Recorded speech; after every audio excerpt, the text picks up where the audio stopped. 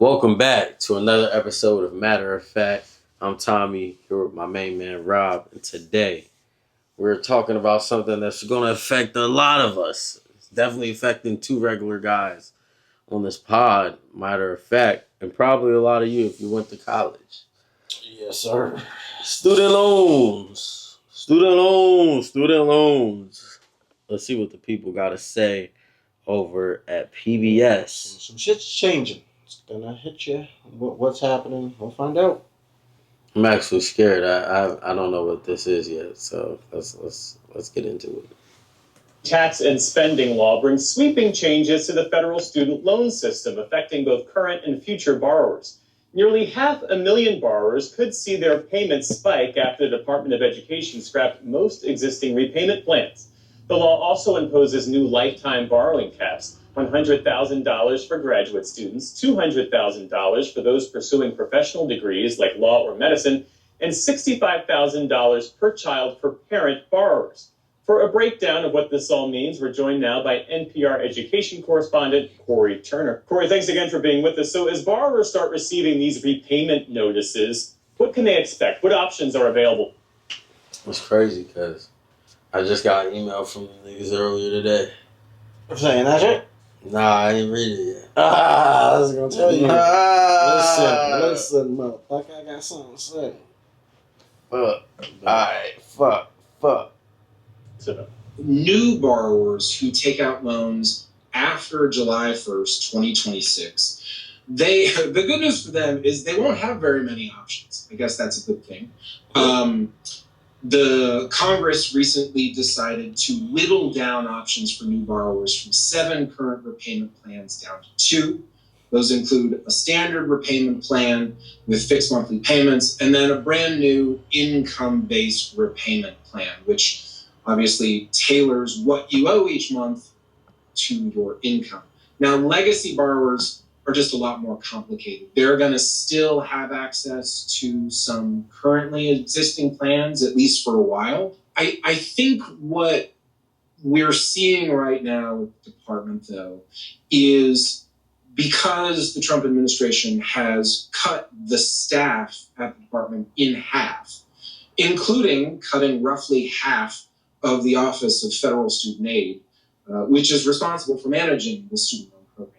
I think what you're seeing are just backlogs. And beyond this initial confusion, based on your reporting, what are some of the other big concerns about this overhaul? We're at a really interesting moment here where Congress has decided to create these 2 new plans for future borrowers. But those plans aren't ready, and they won't be ready for roughly a year.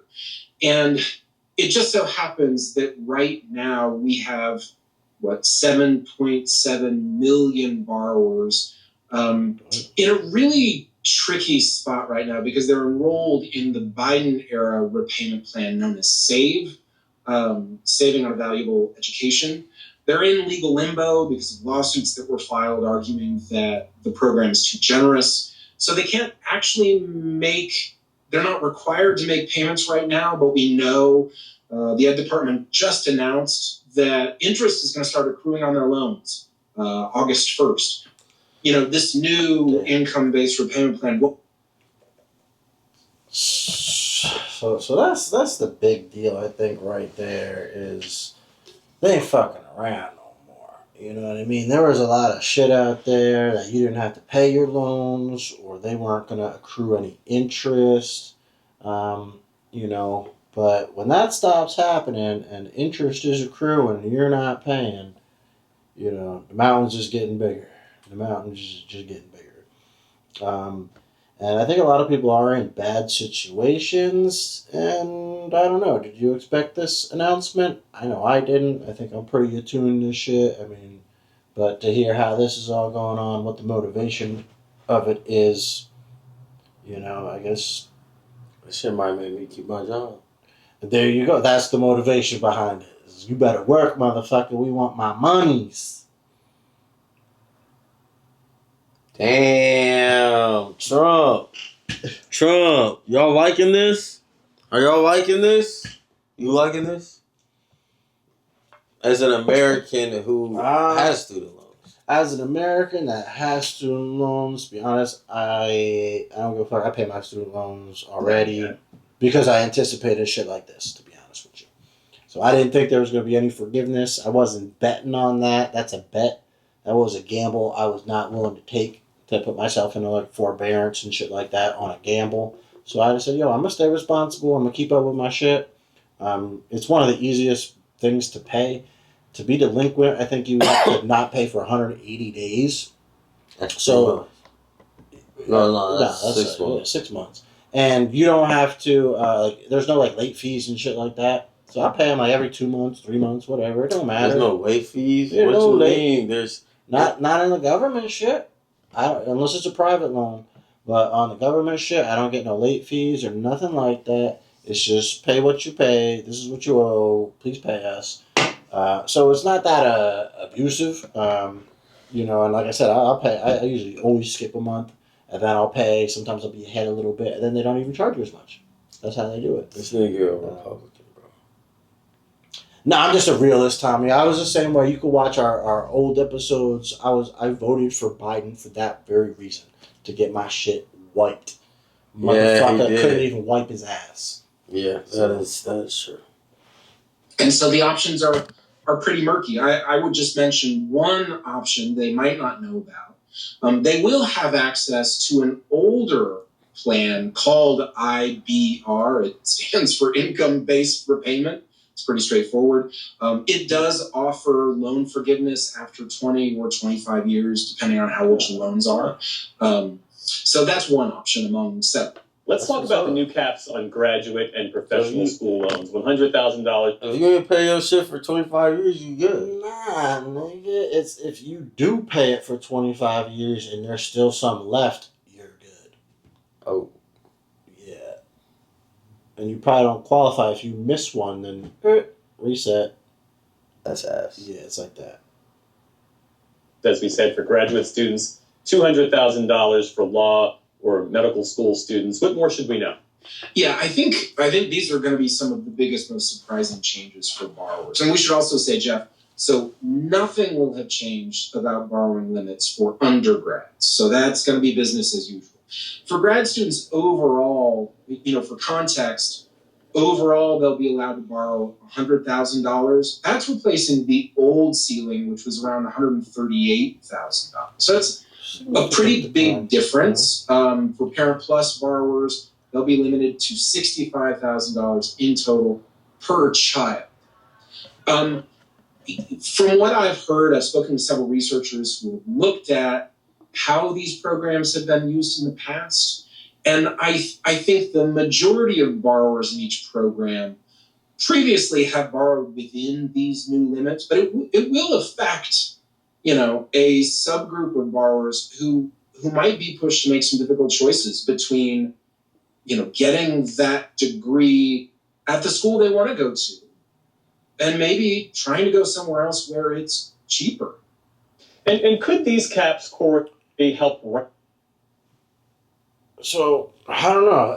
It actually just sounds good to me with a lot of that because, more and more people are talking about they regret how much money they took out and all that sort of stuff. This puts a cap on it and says, yeah, don't do that. What do you think we're a not lot of gonna let money you is do to that. take out?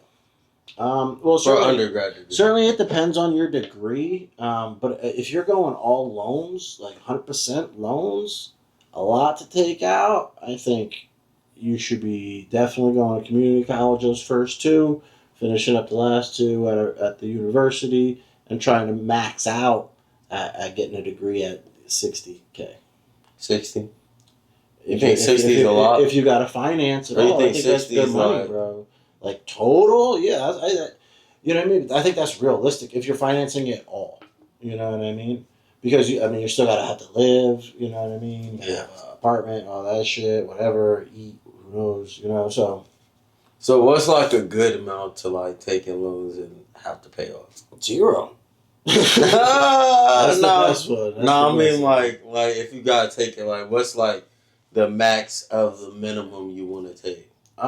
It's really hard to say. It's based on each individual, but Yeah. like you need to know what your degree is. You got to be serious about it. That you know you're in it for the long haul. Like I'm a gender studies major, minor in Then sociology. you quit now. You wasted your money already. You know what I mean? Like, but that's facts, Tom. You know that.